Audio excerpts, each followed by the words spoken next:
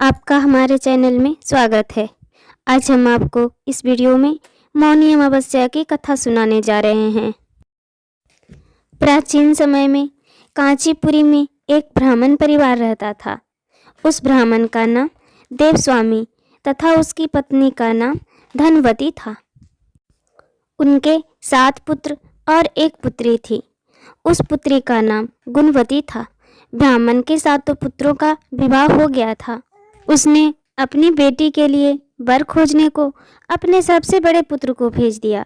उसी दौरान किसी पंडित ने पुत्री के जन्म कुंडली देखी और बताया कि शादी के समय 7वां फेरा लेते ही यह कन्या विधवा हो जाएगी। पंडित की बात सुनकर ब्राह्मण और उसकी पत्नी के होश उड़ गए। उन्होंने पंडित जी से इसका उपाय पूछा। पंडित जी बोले, सिंहल द्वीप में एक सोम नाम की धोबिन रहती है। सोमा धोबिन एक पतिव्रता नारी है और वह हर अमावस्या का व्रत रखती है। यदि तुम्हारी पुत्री उसकी सेवा करे तो उसके काम धब्य दोष दूर हो सकता है। आप सोमा धोबिन को कैसे भी खुश करो। गुणवती के विवाह से पूर्व उसे यहाँ बुलवा लो।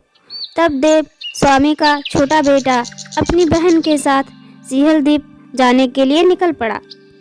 रास्ते में उन्हें एक सागर मिला और उसे पार करने की चिंता में दोनों भाई बहन एक पेड़ की छाया में बैठ गए।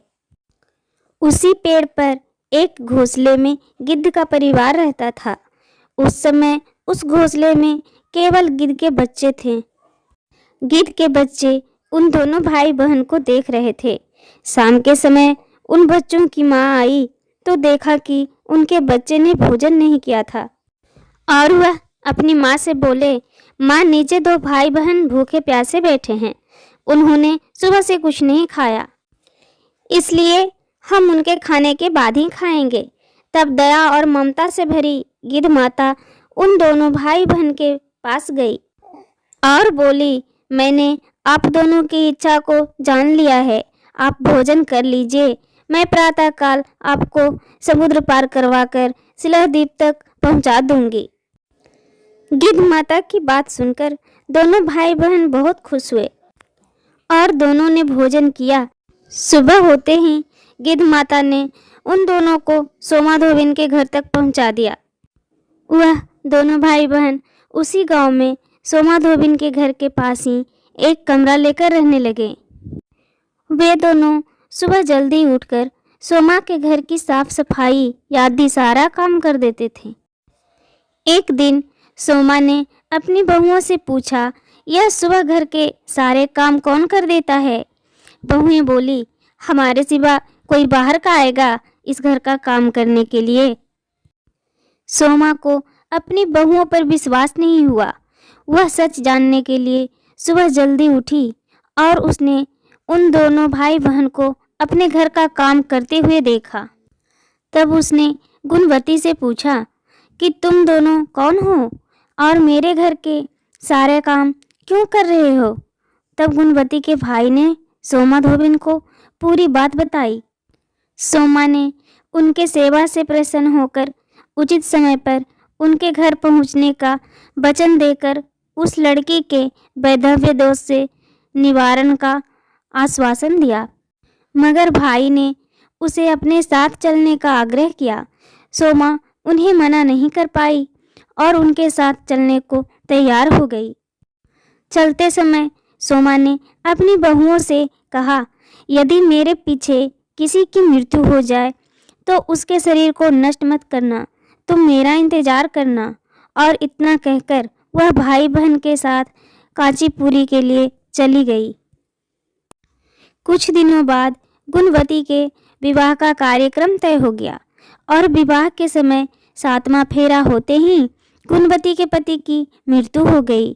तब सोमा ने तुरंत ही अपने संचित पुण्यों का फल गुणवती को प्रदान किया, जिसके प्रभाव से गुणवती का पति जीवित हो गया।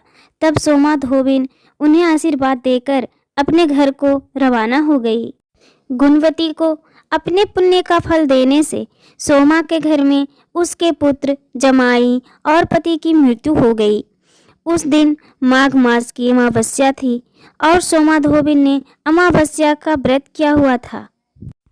उसने अपने व्रत का पुण्य फल संचित करने के लिए रास्ते में पीपल के वृक्ष छाया में विष्णु भगवान का पूजन किया और पूजन के बाद 108 बार पीपल वृक्ष की परिक्रमा की। 108 परिक्रमा पूरी होते ही उसके परिवार के सभी मृत प्राणी जीवित हो गए। मौनी अमावस्या पर मौन रहकर व्रत करने से मनुष्यों को मुनि पद की प्राप्ति होती है। शास्त्रों के अनुसार होठों से ईश्वर का जाप करने से जितना पुण्य मिलता है उससे कई गुना अधिक पुण्य मन में हरि का नाम लेने से मिलता है। अगर आपको ये कहानी पसंद आए तो वीडियो को लाइक, चैनल को सब्सक्राइब और कमेंट बॉक्स में श्री हरि विष्णु की जय, ओम नमः शिवाय जरूर लिखें। हमें आपके कमेंट का इंतज़ार रहेगा। धन्यवाद।